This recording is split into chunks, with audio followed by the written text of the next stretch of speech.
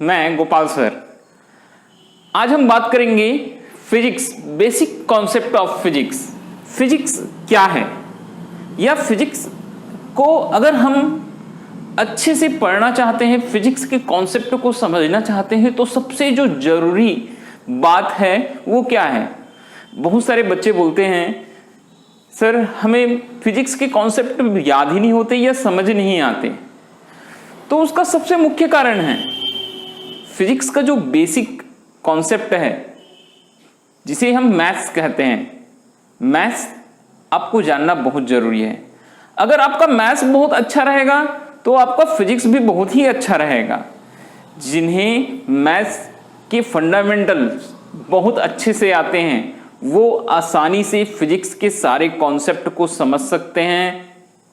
जितनी उसमें डिराइवेशंस हैं, जितने उसमें न्यूमेरिकल्स हैं, जितने उसके सिद्धांत हैं, जितने सूत्रों का निगमन है, ये सारी चीज़ों को वो बहुत ही आसानी के साथ सॉल्व कर सकते हैं।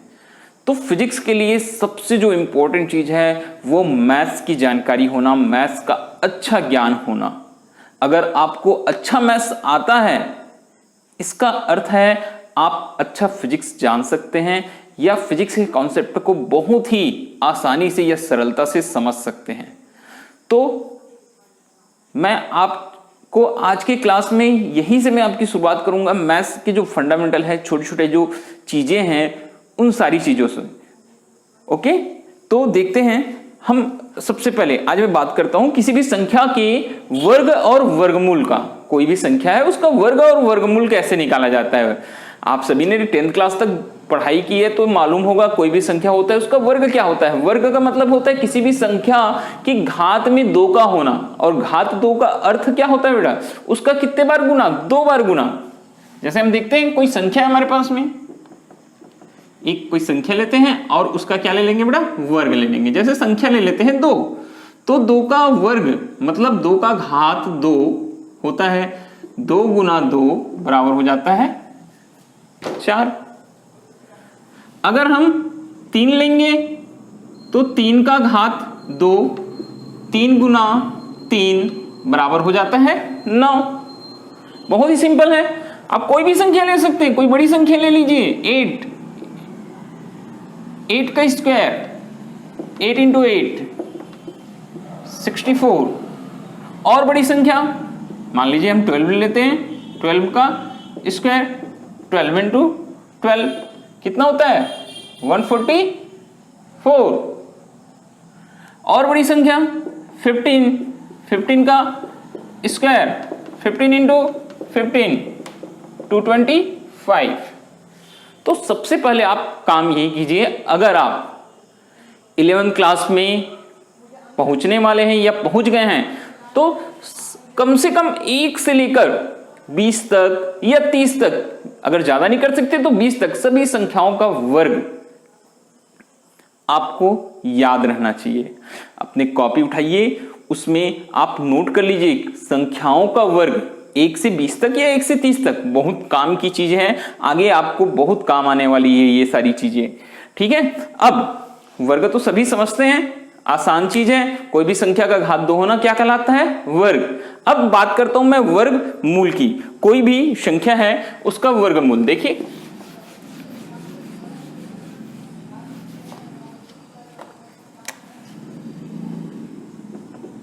वर्गमूल इंग्लिश में बोलते हैं बेटा स्क्वायर रूट। क्या बोला जाता है, स्क्वायर रूट। वर्गमूल कैसे निकालते हैं, अब देखिए यहां 2 चीजें आएंगी, 2 प्रकार की संख्याएं आएंगी। एक संख्याएं जो पूर्ण वर्ग होती हैं और दूसरी संख्याएं जो पूर्ण वर्ग नहीं होती है।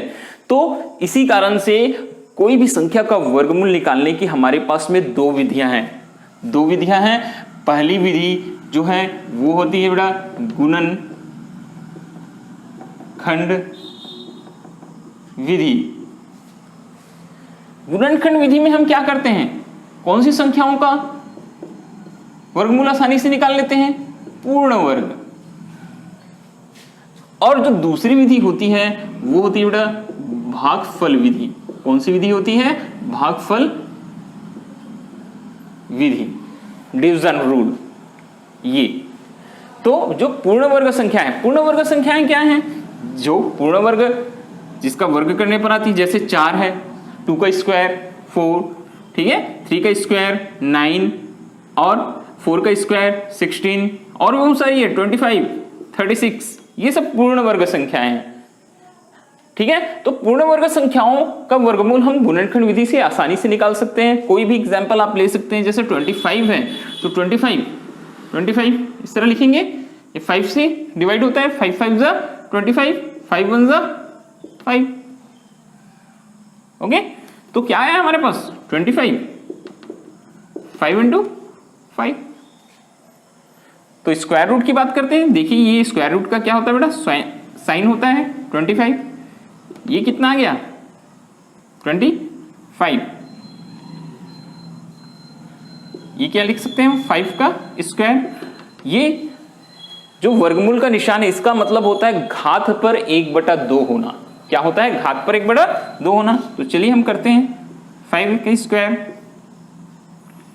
पूरे का घात 1/2, कैसे सॉल्व करेंगे, 2 into 1/2, 2 क्या हो गया कैंसल, आंसर आया बेटा आपका 5।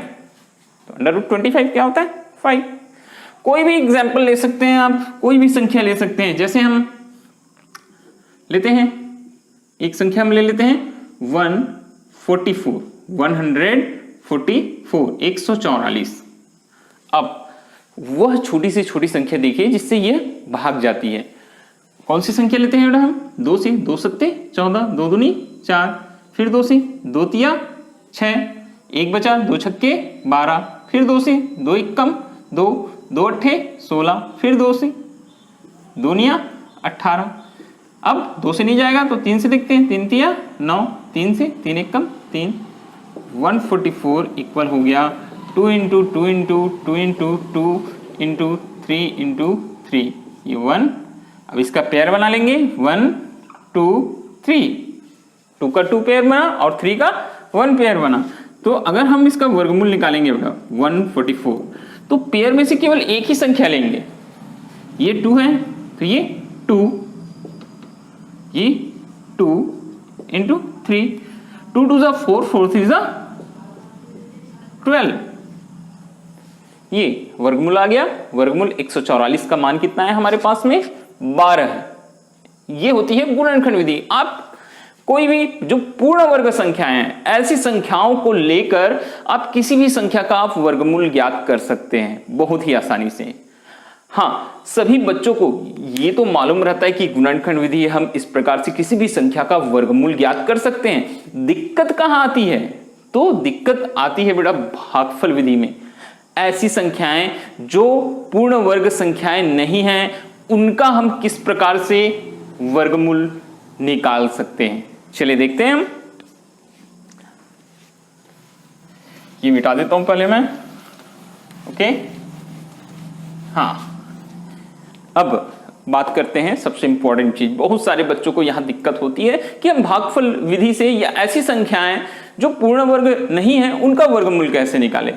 कोई भी संख्या ले लेते हैं, पूर्ण वर्ग संख्याओं को छोड़कर पूर्ण वर्ग संख्याएं 1 से शुरू होती हैं, 1 4 9 16 25 36, इस प्रकार से 49 है, 64 है, 81 है, 100 है, 121 है, ये सब पूर्ण संख्या है। इन सब को छोड़कर जिनका हमको सबसे ज्यादा उपयोग करना है, हमको ज्यादा से ज्यादा जिनके बारे में जानना है, जैसे मैं कोई भी एक संख्या ले लेता हूं, देखो कैसे करेंगे आप समझते चलिएगा।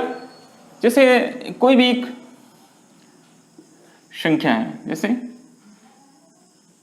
1212, 1212। अब आप कोशिश करके देख सकते हैं, अगर आप गुणनखंड विधि से जाएंगे, आप अगर कोशिश करेंगे कि हम इसको गुणनखंड विधि से क्या हल कर सकते हैं, तो ये पॉसिबल नहीं होगा। तो गुणनखंड विधि से अगर आपको हल करना है तो ये पॉसिबल नहीं होगा, तो हम यहां अप्लाई करेंगे भागफल विधि। देखिए तरीका वही है बेटा, इस तरह से आप लाइंस खींच लीजिए, यहां लिख लिए।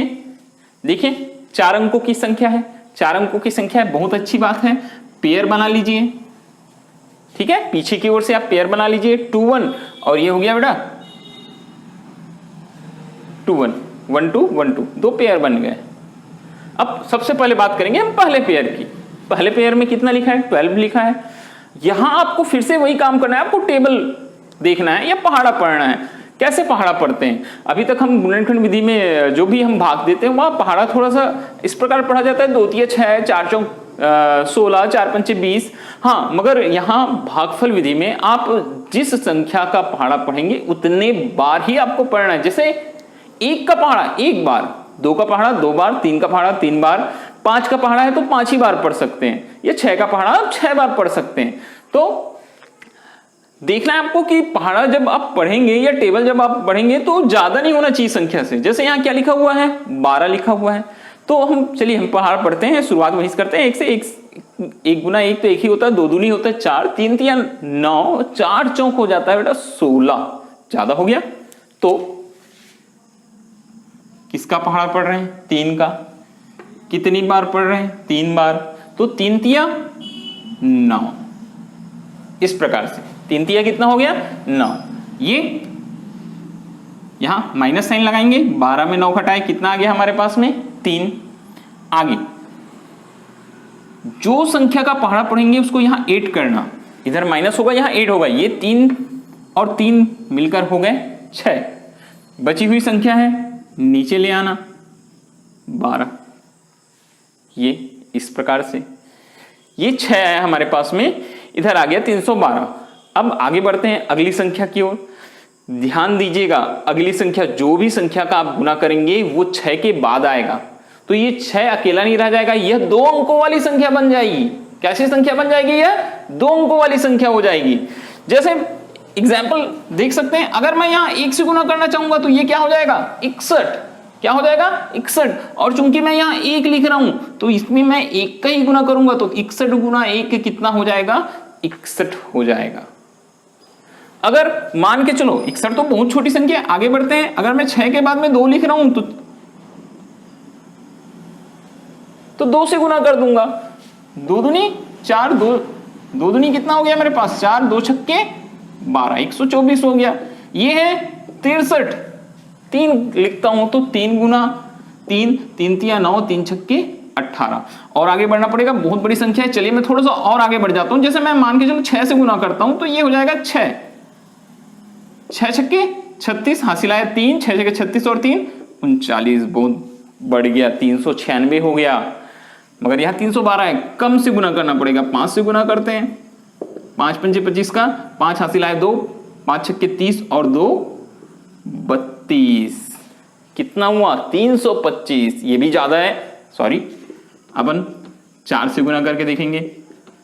4 चौक 16, हासिल आए 1, 4 छक्के 24 और 1 25, 256। ये हमारे लिए सही है। तो यहां मैं 1 की जगह क्या लिखूंगा बेटा? यहां मैं लिखूंगा 4।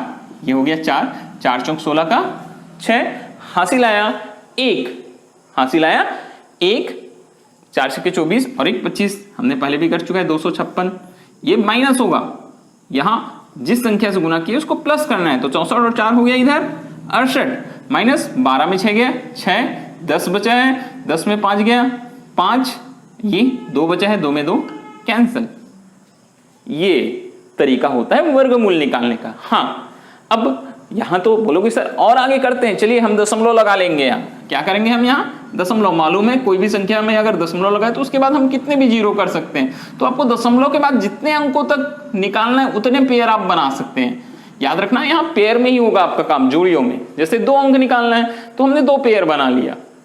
ये दशमलव की संख्या चली जाएगी ऊपर और ये हो गया बेटा 20। ये हमारे पास 20। अब सेम प्रोसेस है, आपको इसको फॉलो करते हुए चलना है जो मैंने अभी आपको बताया। ठीक है, इस तरीके से आप किसी भी संख्या का वर्गमूल ज्ञात कर सकते हैं। मैं बहुत ही बेसिक चीज पर आना चाहता हूं। जैसे आपको मालूम है वर्गमूल 2 इक्वल होता है बेटा 1.414। 100 में से कम 90 बच्चों को पता ही नहीं होता, 90% बच्चों को पता नहीं होता। 11th-12th क्लास के बच्चों को या जो कॉलेज में भी पहुंच जाए रहते हैं कि वर्गमूल 2 का मान 1.414 कैसे आया, ये किस प्रकार से आया, उनको निकालने की विधि ही नहीं मालूम होती। इनमें उनकी गलती नहीं है, उन्होंने इसको रट लिया था। हमको यही देखना है, ये हम ज्ञात कर सकते हैं बेटा भागफल विधि से, तो किस प्रकार से हम निकालेंगे। जो मेथड मैंने अभी बताया वही हम अप्लाई करते हैं। चलिए देखते हैं वर्गमूल 2 का मान। दशमलव के कितने अंकों तक निकला है, 1 2, दशमलव के बाद कितने अंक हैं, 1 2 और 3। इस तरीके से बना लीजिए। संख्या क्या है हमारे पास, 2।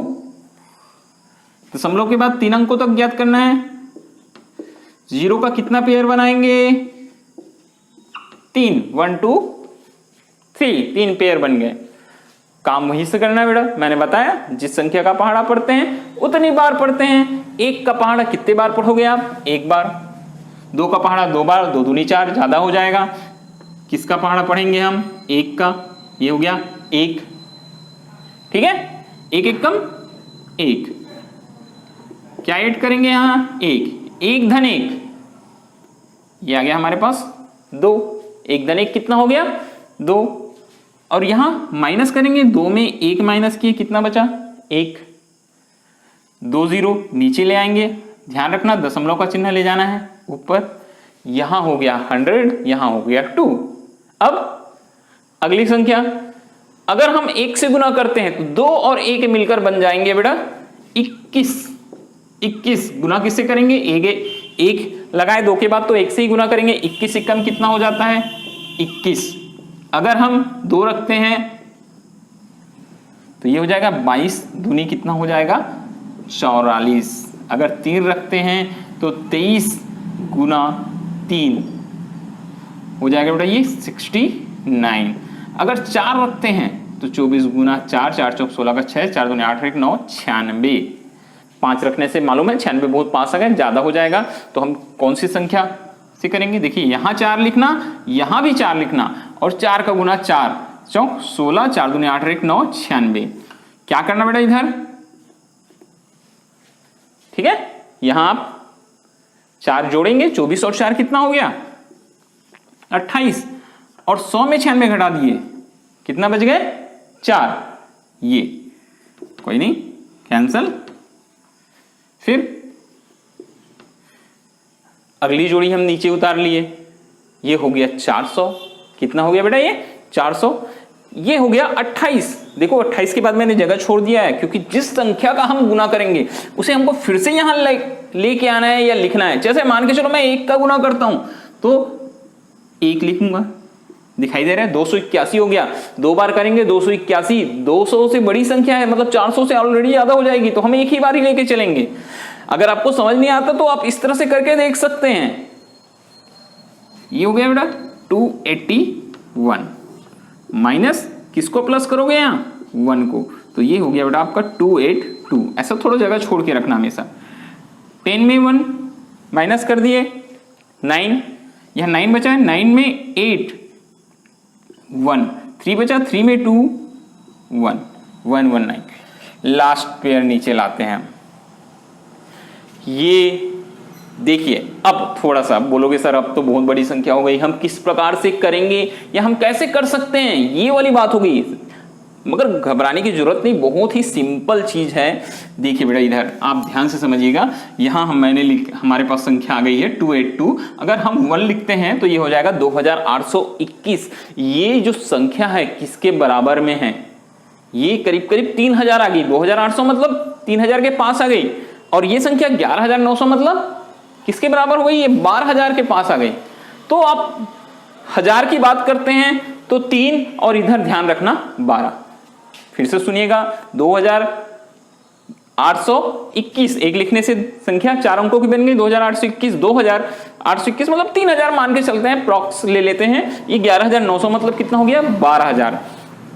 3000 12000, 3 चौक 12, 3 चौक कितना होता है 12। हमको समझ में आ गया आसानी से। कितने बार ले लेंगे हम 4 बार।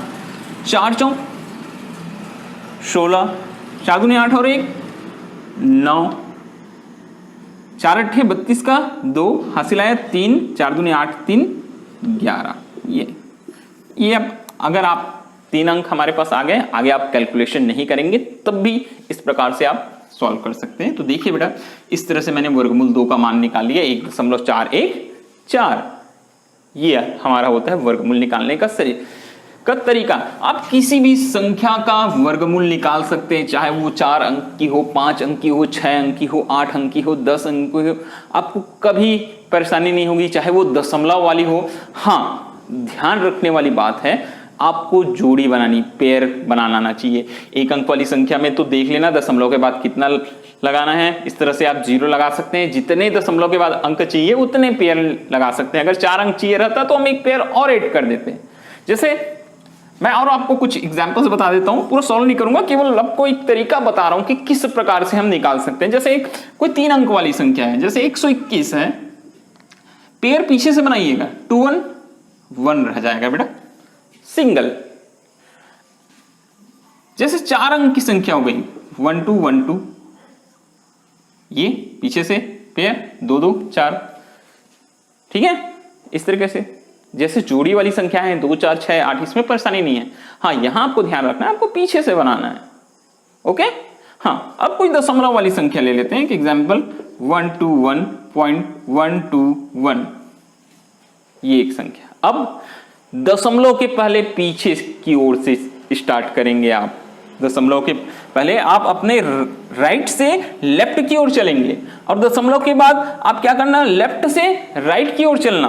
कैसे, ये देखो, राइट से लेफ्ट की ओर 2 1 1 रह गया, सिंगल। अब लेफ्ट से राइट की ओर 1 2, और ये जो 1 है वो सिंगल है, मगर हमको मालूम दशमलव के बाद हम 0 लगा सकते हैं, तो एक 0 लगा लिए, ये हमारा पेयर बन गया।